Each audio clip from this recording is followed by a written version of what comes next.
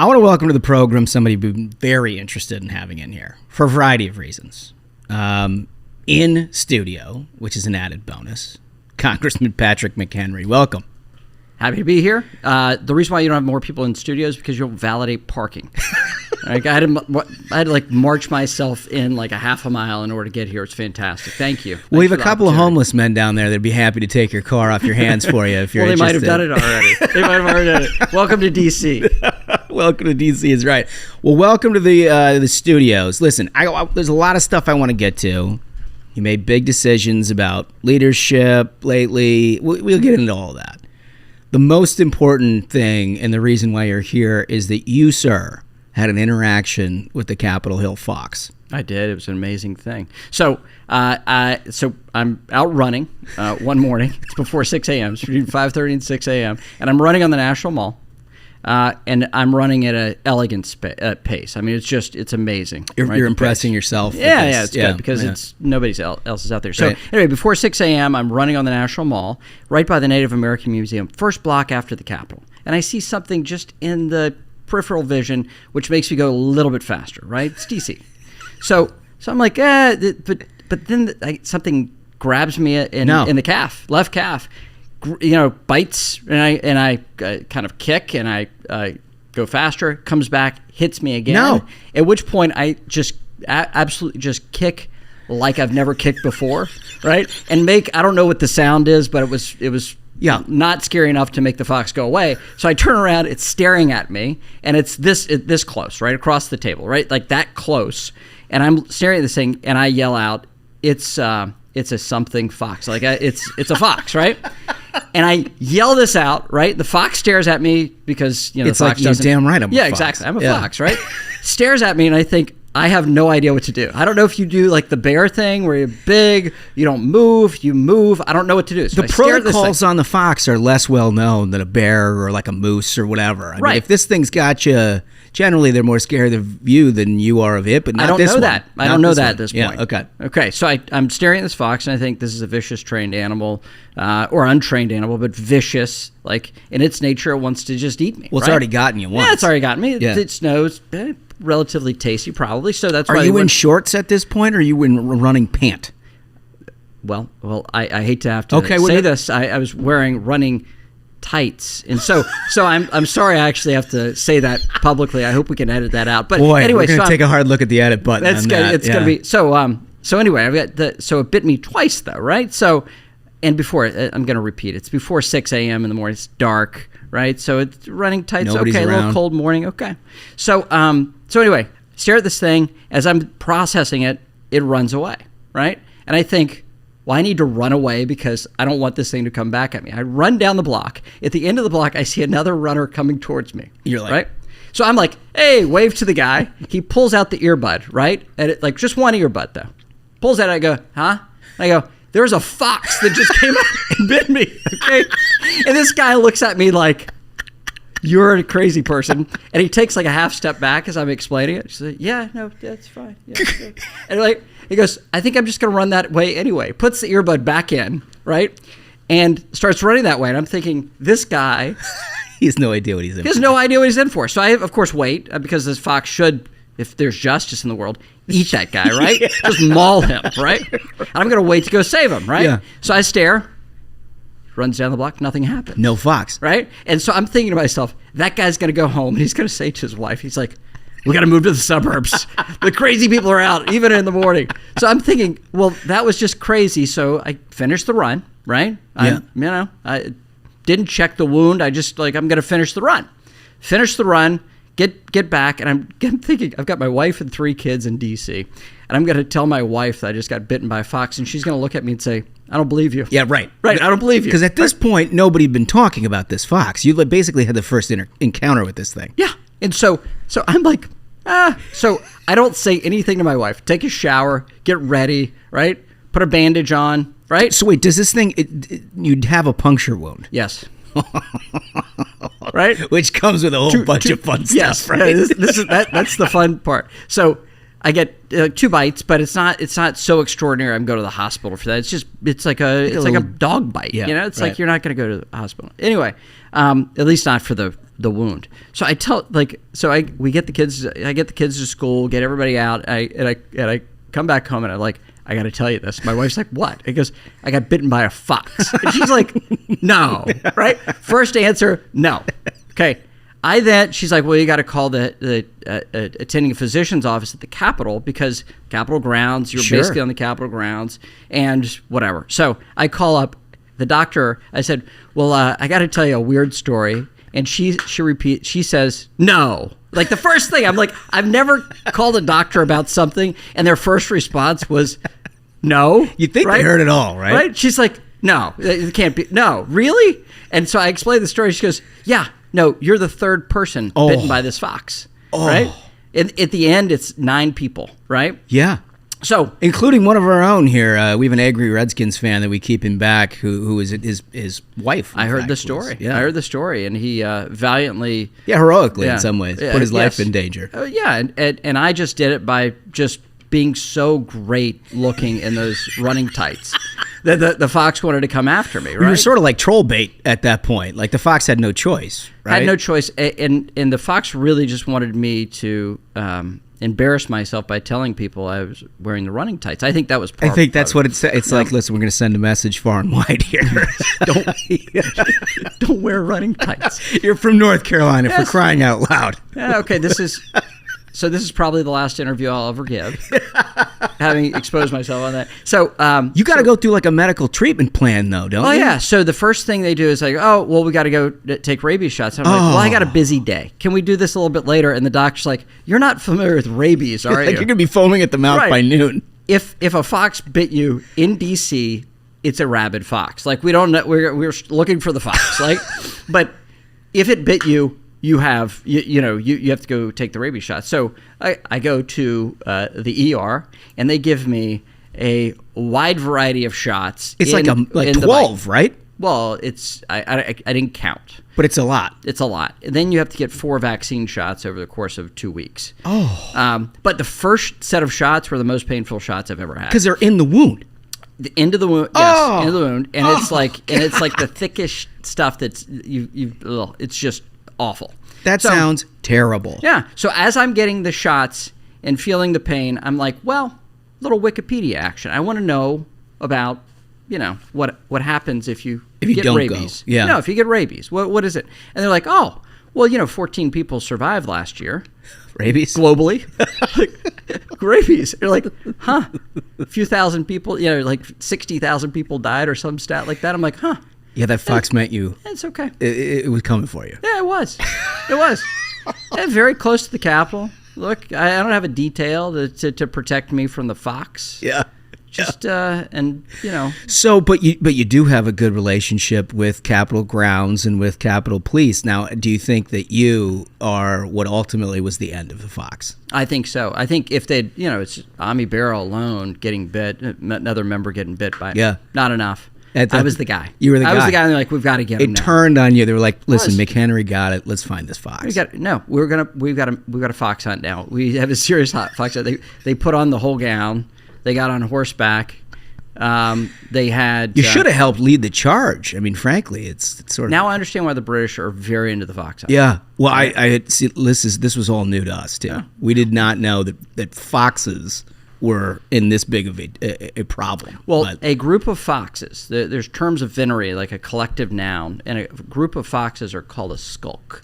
A skulk of foxes. Do you want to mess with an animal? No. That a group is called a skulk. No. Right? Mm-hmm. Like a gang of geese or a gaggle of geese. A gaggle of geese. Yeah.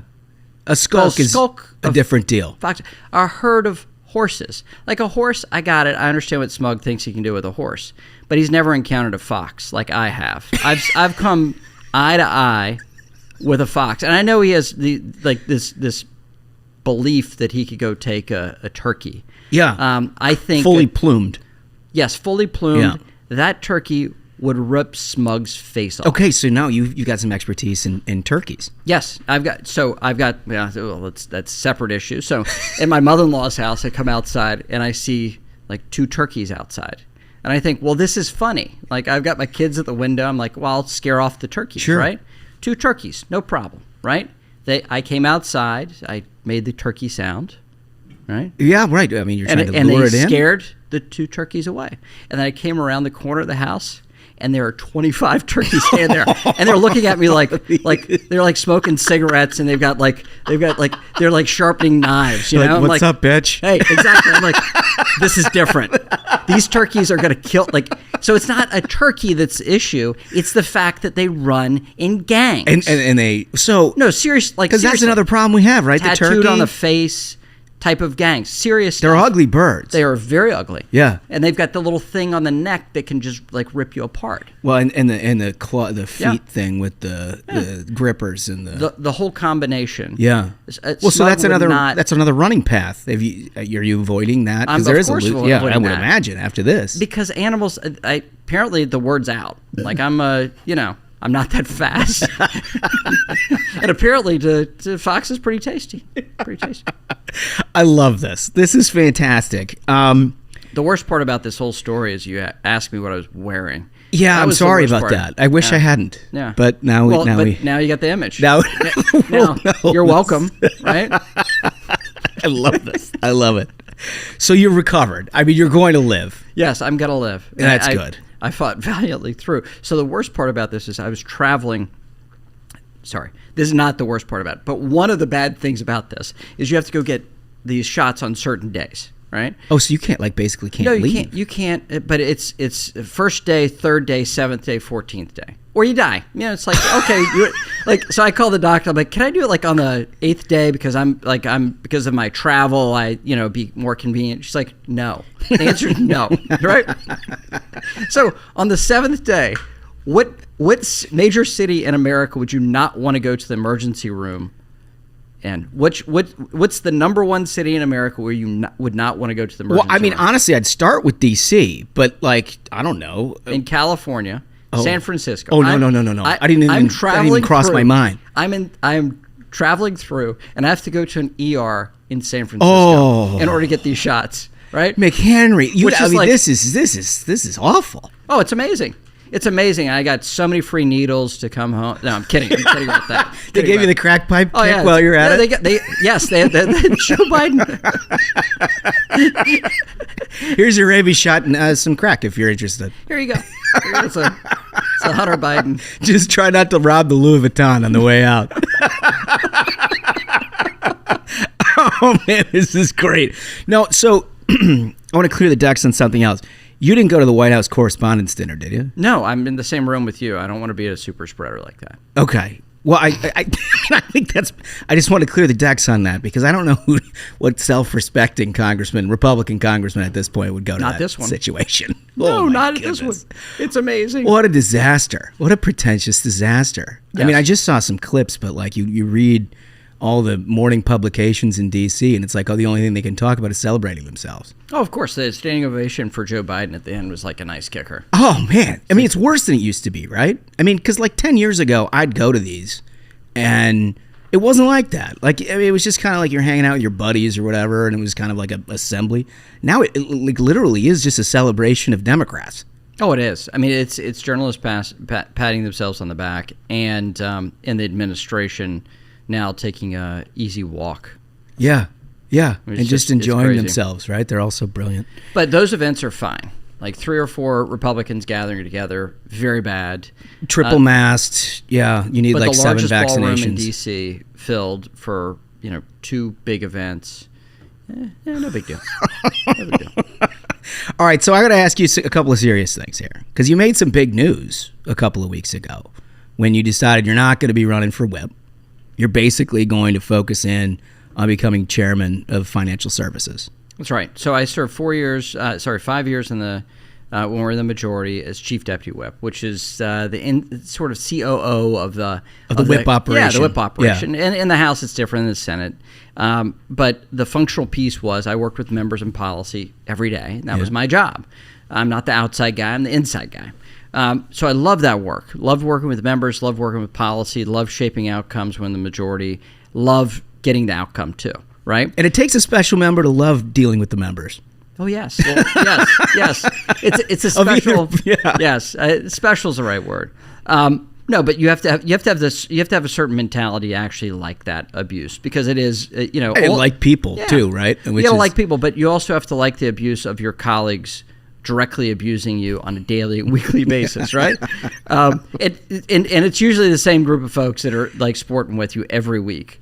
But I love that work. But when I was in my second term in Congress, I said there are only two jobs in the place I wanted: to be whip or chair of the Financial Services Committee. So now I'm hopeful. That's a real crossroads. No, it is. Yeah. Because I think we're going to get the majority in the House. I think everything's shaping up very nicely, and I'm working for that. But if we get the majority, then you got to go make a choice. Well, it's not fair to go into day after the election and say, oh, this is what I'm going to do. Yeah, give your colleagues 10 minutes before they have to make a decision. Yeah, and there are a whole group of folks that would be great chairs of financial services, a whole group of folks would be great whips, and so I decided to just get out of the way and let people make a decision. The reason why I made this decision is the two biggest votes next Congress I see are raising the debt ceiling and funding the government. Yeah. And the only two things that you absolutely have to do. Yeah. And if you have a strategy around those things, you can get good outcomes. But you have to have a strategy around it. If you don't have a strategy around it, it happens and you've lost your major point of opportunity for your leverage, right? I mean, look, you were leading stuff back when we were doing this in the early 2010s. And I mean, what a perfect example of that. You can do it the right way or you can do it the wrong way. And so if we do it the right way, good outcomes. If we don't, right? Then it's kind of what happened before. But with financial services, I think we've got a handful of opportunities here. Real oversight, yes, of these out-of-control regulators. I mean, which is particularly important with this administration. They can't get shit done legislatively, and so now it's like all in the agencies trying to just make business and everything else as hard to operate as possible. Right, and so they can't get their climate change agenda passed on the Hill, so they want it to be done through bank regulation. Yeah. They can't get it done just through bank regulation. They want it to be done through the Securities Exchange Commission. They can't pass their social agenda, so they're putting on big businesses to carry out their social agenda. Yeah. No kidding. So all of that emphasis is in my jurisdiction. Then you layer on inflation and what's happening there, the impact it's having on the American people. It's in my jurisdiction. And then the opportunity set around policy, around data privacy, and around digital assets. Yeah. Huge opportunity for us to legislate and get it done in a bipartisan way. Right? Crypto, yeah. And there's a huge opportunity for us to get a good definition of what is a digital asset. Good definition around a bunch of work that is being done in this new generation of internet technology around Web3 or cryptocurrency, however you want to call it. Yeah, I mean, look, it brings me great comfort to know that you are saddling up for this, right? Because I think this is one of those things where it's unquestionably one of the greatest new generation developments in all of financial services, I mean, for as long as I can remember, but it can be done terribly. Absolutely, and this administration has an eye to do that. You have some within the administration with an eye to do it in the wrong way. And those are the independent agencies that would just go run roughshod over it. You got some smart people in the White House and Treasury that want to do it in a smarter way where we can have real conversations. The real issue here is we have we're living through Web 2, right?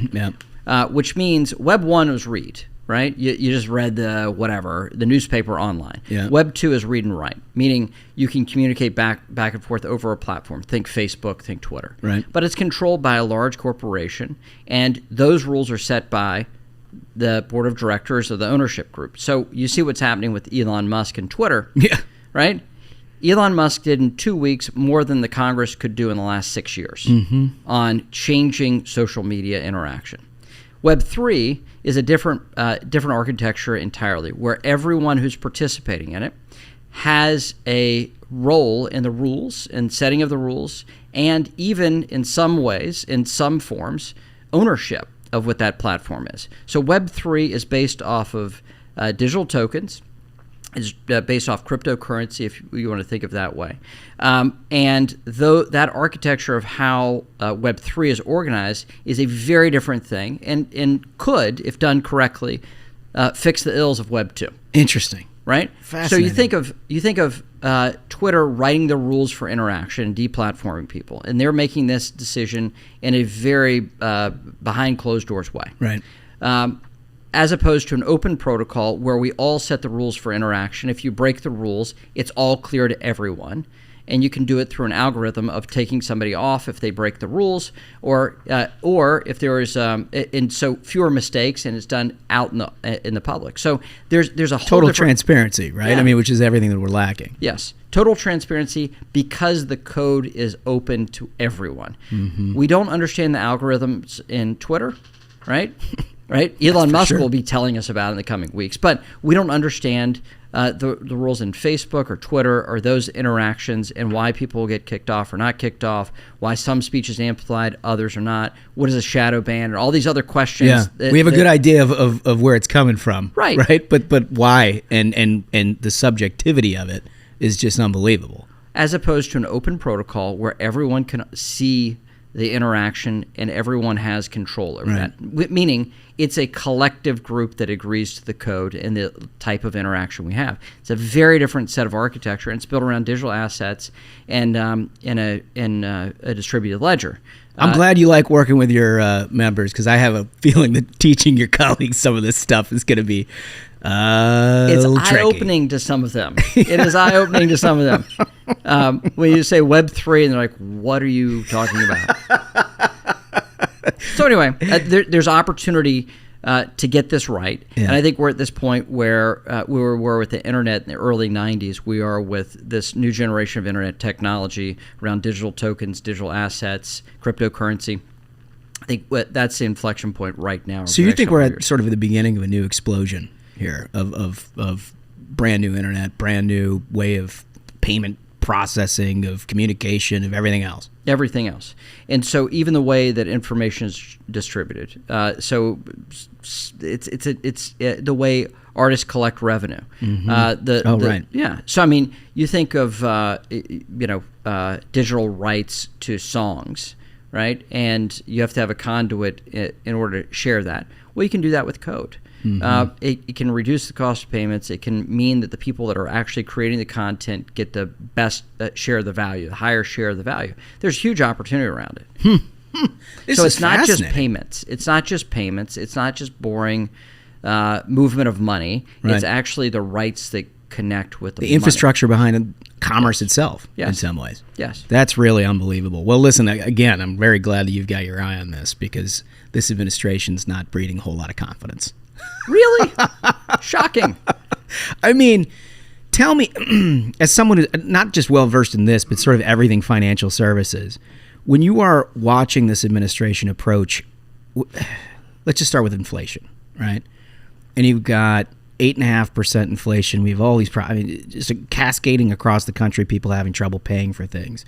And then you get Chuck Schumer and the Biden administration. They're like, yeah, I know. We have to raise taxes, and that's how we get out. Well, that is the most Democrat answer a Democrat could give, right? Like, how do they even process that, right? Well, what's the line? You know, like, we're the killer's in the building, right? Like that whole thing. Yeah, right. The person who did this is actually in the administration. It's like, and they're looking for the criminal. It's the hot dog meme, right? Yes, we're all looking for who did this. Yes.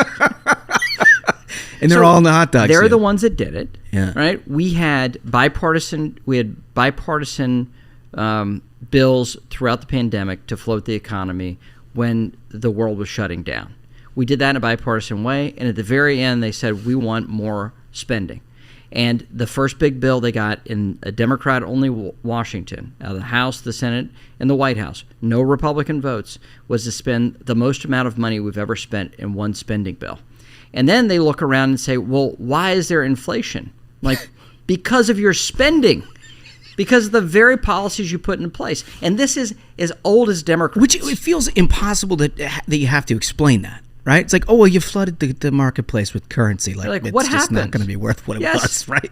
Like, we've devalued currency, and we've spent so much money out of Washington that people can't hold on to what they've got. It's this flooding of the whole marketplace that is extraordinary right now. And it's because of Democrat policies. But you think about this. This is as old as the Democrat Party. Yeah. This is the way they want you to feel prosperity, is through a synthetic government-driven thing. And it's only a temporary hit. It is only a temporary hit. And that's what they do. What we want is the solid protein of this stuff, not the sugar high they give you. That we want you to give you serious, good conservative results over time, which means government gets back and pulls back and allows the real economy to function. Yeah, opportunity for innovation and everything else. So $1 today is $1 tomorrow.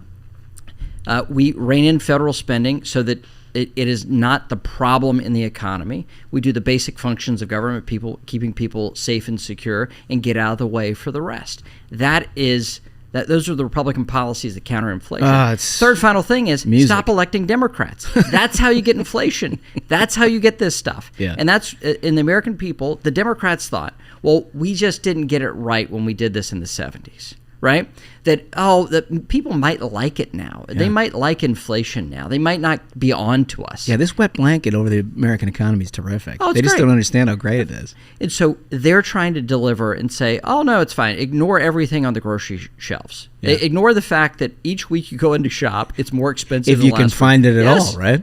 Yes. And then the latest thing is, I don't know, the latest news last week is you have a shortage of baby formula. Yeah, that was terrifying, right? It's insane. Totally nuts. And now it's just beginning with what this administration's doing to food prices, because they're taking, instead of actually putting oil in tanks to go fuel the economy, they want to put food in tanks to fuel the economy when we have record high food prices. It's crazy to me. Mm-hmm. And that's before you even see fertilizer costs go up because of their energy policy and the fact that we don't have solid import-export policies and regulatory policies here at home. So we're putting people at real risk over the coming years. Oh, man. Not just here in the United States, but globally. Well, listen, if ever you heard a good pitch on why we need to turn the page on democratic government, this is it. I take great satisfaction in knowing that you've chosen what you're doing, because leading this fight is just in critical importance to basically every American family. I got to get you out of here, but I have 3 questions. And these are the ones, right? This is the stuff. Yeah. I mean, they like the Fox stuff, they like your agenda, but if you don't get the last meal on Earth right, it's a real problem. So the first question is, if you could plan your last meal on Earth, what would it be? Black's Barbecue in Gastonia, North Carolina is a place I grew up going to. And I would get 2 sliced barbecue sandwiches, fry, and a sweet tea. Right? Yes. And that is if I planned. If I'm at home, anything that my wife would make would be just you've even hedged fantastic. it. You've even hedged it. But she knows. She's taking care of it. Yeah, she knows the deal. Well, you can plan, so you can have blacks. But listen, if you'd had answered any other way than what you did with barbecue, I would have been like, come on. Oh, come on. Like, you're not from North Carolina. Come on. Okay, give me the card back, right? Exactly. You're not really from North Carolina. Exactly. I love it. Okay, that's a good answer. 2, and this one's particularly interesting for you because you've got such deep policy knowledge, but I imagine you got a lot under the hood here in terms of your interests. If you never got into public service at all and you could just blue sky the last, decades of your life and you can do literally anything you wanted to do, what would it be? This question you have to take out. After you asked Ted Cruz and he said that he was going to play in the NBA, yeah, like it's an irrelevant question after that. Come on, seriously. Like, at my size, with my athleticism, for me to say like offensive lineman in the NFL would be as equally valid. Like, why? Like, because Runyon was the dirtiest guy in the NFL, yeah, right? Right. And I'm thinking, well, I could play that way, right? Well, now the fox is except you. Well, except that I screamed at a fox, right? No, so the answer here is probably it would be a history professor. Interesting. Yeah. Interesting. Well, okay. Yeah, exactly. You don't even know what to do with that now. I don't know what to do with that. I mean, look, it doesn't surprise me in that you are. I mean, look, you're an intellectual, and you're. But it's far. It's so difficult to answer the question after Ted Cruz said that he's going to play in the NBA. Yeah. It's just very difficult for me to take the question with the same sort of seriousness and that answering history professor would give you, right? Yeah.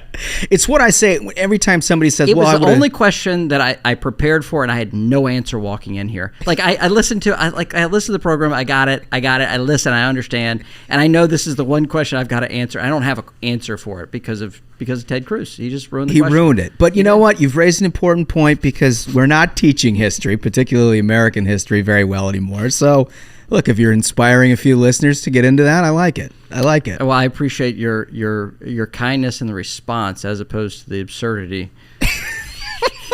We always use Cruz when somebody's like, well, I just would have done what I was doing before. I'm always like, listen, Cruz said he was going to be an NBA basketball player. Let's expand the scope here a little bit. Come on. Say anything. Say anything. I'm an astronaut. Right? Exactly. All right, so here's the last one, and you're a listener, so you get it. Thrill of victory, agony of defeat. Thrill of victory, sunny optimist. Agony of defeat, every victory lasts a second. Every setback is what motivates you to try to overcome. I would love to say the thrill of victory. I would love to say that. And I know that's what some people want to hear from their politicians. Yes. But it's the agony of defeat. You're a total agony of defeat guy. Absolute. I roll around thinking about these things, right? Sitting there in the Capitol, going through votes, thinking, what are the 5 things that could happen this week to blow us up? Right? That is the type of thinking I have. Yeah. That is the type of thinking I have when we go to the House floor, something blows up on the House floor. I walk off the House floor. I'm like, we've got to talk through this. We got to go celebrate this thing. And we got to burn it into our consciousness so we never forget. There you go. It's that type of, that's the type of work you've got to be about in order to get stuff done. Yeah, you got to grind. It doesn't surprise me for a moment that is your answer. You are a prototypical agony of defeat guy, and you've done it really, really well over a lot of years. We appreciate everything that you're doing, everything you will do, because obviously the big work, if we're fortunate enough to get the majority back, starts next January, and then hopefully we get an administration where you can start making some forward progress on these things with the Republican agenda. But Congressman Patrick McHenry, thank you for coming in. Thanks for all this. This is great. I mean, listen, we got a big animal slate of things. We're dealing with financial security, crypto. We covered it all. The best part is my kids still keep asking me what the fox says. Right? Now you can tell them. Sounds like you added to it too. Last thing, if our listeners want to help you out, want to learn more, want to be a part of your campaigns and what you're doing for your colleagues, where can they find you? McHenry.house.gov or Twitter, Facebook, the whole deal, or my campaign, McHenryforcongress.com. Perfect. Patrick McHenry, thank you so much for joining us. Great to be with you.